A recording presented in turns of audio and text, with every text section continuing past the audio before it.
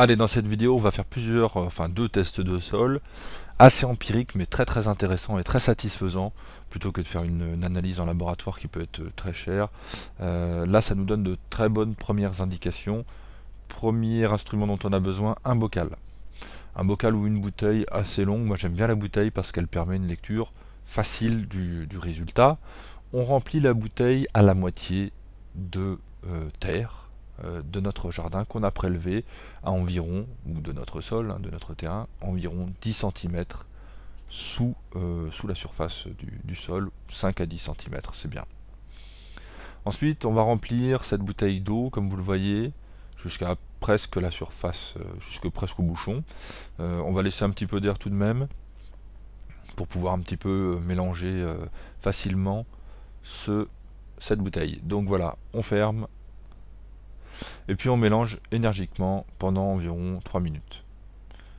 Donc on va mélanger de manière à ce que les particules se libèrent les unes des autres pendant ces 3 minutes. Ensuite on va laisser reposer cette bouteille pendant une trentaine de minutes. Et là qu'est-ce qui va se passer? Eh bien les plus gros cailloux et les sables vont tomber au fond de la bouteille. On va avoir une sédimentation qui va se faire. Et puis ensuite on va avoir les sables, puis les siltes, et puis enfin les argiles, qui sont les particules les plus fines du sol, qui vont venir se déposer en surface du mélange. Une demi-heure après, on reprend la bouteille, on recommence l'opération, on remélange de nouveau, au cas où il y a encore quelques particules qui ne soient pas très bien décollées. Ça va aider à affiner le résultat. Et puis là, on va laisser reposer pendant maintenant 24 heures au minimum. Alors, vous allez voir apparaître aussi en surface des débris végétaux, des matières organiques à la surface de l'eau, et ça, c'est aussi un indicateur intéressant. Voilà, là on est quelques dizaines de minutes après eh bien le dernier brassage, les sables qui commencent à s'agglutiner au fond avec les cailloux, et puis les premiers sables un petit peu plus fins, les siltes qui commencent aussi eux s'agglutiner. Là on est maintenant quelques heures après, vous voyez que le mélange a changé un peu de couleur et que la sédimentation se fait de manière un peu plus claire. Alors on va regarder ça de plus près, regardez bien, on voit bien les sables et les cailloux, hein. Et puis qui s'affinent de plus en plus pour arriver au silt. Et enfin la petite couche de plus en plus fine, hein, une petite couche très fine qu'on voit aussi en surface qui se dépose. Et les argiles sont encore en suspension.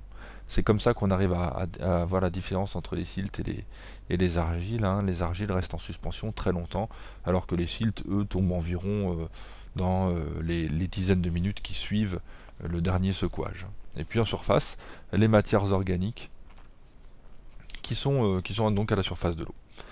Là, on a attendu 24 heures et puis on a le résultat final avec les cailloux, les sables d'assez grosse taille. On va mettre notre petite règle à côté du bocal pour mesurer l'ensemble. On va d'abord mesurer la totalité du mélange de terre qui s'est déposé. Là, ça fait environ 9 cm. Et puis ensuite, on va prendre chaque strate différente. Alors là, on voit que les cailloux et les sables représentent environ 7 cm. Ensuite, on a environ 1,5 cm, on va dire, hein, de silt. Et puis finalement, on a une très très très très fine couche d'argile qui est de quelques millimètres, 3 à 5 millimètres en surface de notre mélange. Et donc on va faire tout simplement une règle de 3, on va faire un pourcentage avec ces mesures pour en déduire le pourcentage de sable, le pourcentage de silt, le pourcentage d'argile que nous avons dans notre, dans notre mélange. Vous voyez qu'il reste encore quelques matières en suspension, hein, des matières qui ne sont pas encore tout à fait tombées. Et puis, en surface de l'eau, on a les matières organiques qui flottent, hein, végétales. Voilà, on va comparer tout ça à un petit tableau, hein. On l'a livré avec votre support de cours, hein, il suffit d'aller le consulter. Et puis on va regarder un petit peu selon les différents pourcentages à quoi correspond notre sol. Voilà. On aura une indication ensuite sur la manière dont on va pouvoir faire pousser des végétaux à l'intérieur et puis les comportements qu'on va devoir avoir avec ce sol qui seront différents d'un sol argileux à un sol sableux bien évidemment.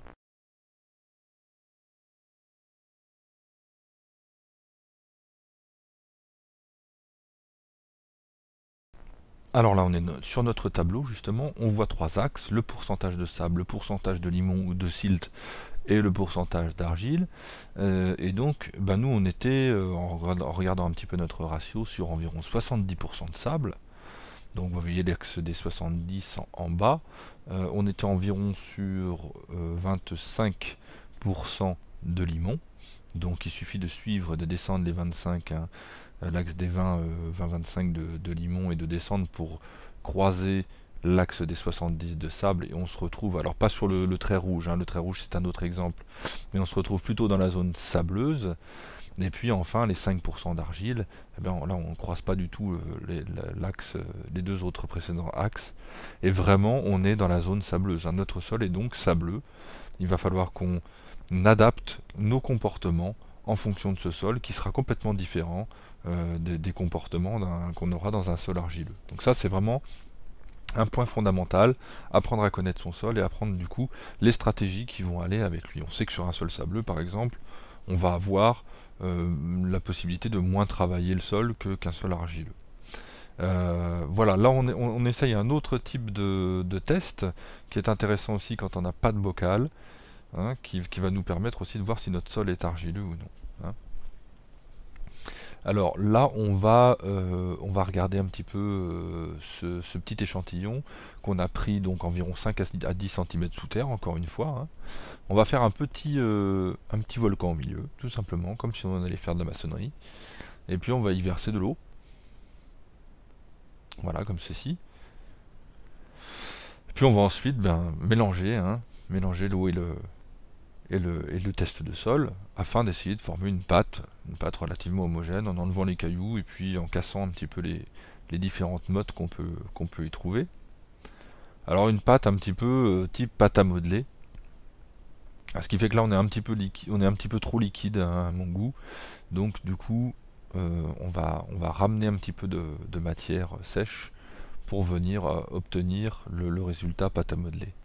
Alors n'hésitez pas à déjà commencer à écouter le bruit que fait le sol, hein, s'il crisse, à voir s'il colle déjà beaucoup aux mains ou pas. Ça vous donne déjà des premières indications sur le fait de son côté sableux, argileux, limoneux peut-être.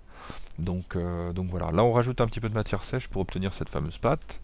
Et puis ce qu'on va faire, c'est qu'on va essayer de réaliser un boudin avec un échantillon de cette pâte-là. Alors le boudin qu'on souhaite réaliser dans l'idéal, il fait environ 5 mm de diamètre par 10 cm de long. Voilà. Alors, si vous arrivez à faire ce boudin, eh bien c'est pas mal parti. Vous êtes au moins sur un sol limoneux ou argileux. Si vous n'arrivez pas à faire le boudin, si vous n'arrivez même pas à le former comme ça va être le cas dans l'échantillon que je teste ici, vous êtes sur un sol sableux. Ensuite, pour différencier le sol limoneux du sol argileux, eh bien vous allez prendre le boudin que vous avez réalisé de 5 mm de diamètre et de 10 cm de long par l'extrémité et essayer de le soulever du sol et de le tenir par une des extrémités. Si vous arrivez à le tenir par une des extrémités, c'est fortement argileux comme sol. Si vous n'arrivez pas à le tenir, eh bien c'est que c'est un sol qui a plutôt tendance à être limoneux. Alors là on est sur un test encore plus empirique, mais qui est quand même très intéressant pour voir un petit peu la structure de votre sol sans avoir trop d'éléments. Vous voyez là, j'arrive même pas à constituer le premier boudin de 5 mm, hein. Donc on est vraiment sur un sol très très sableux. Aucune surprise par rapport au test précédent.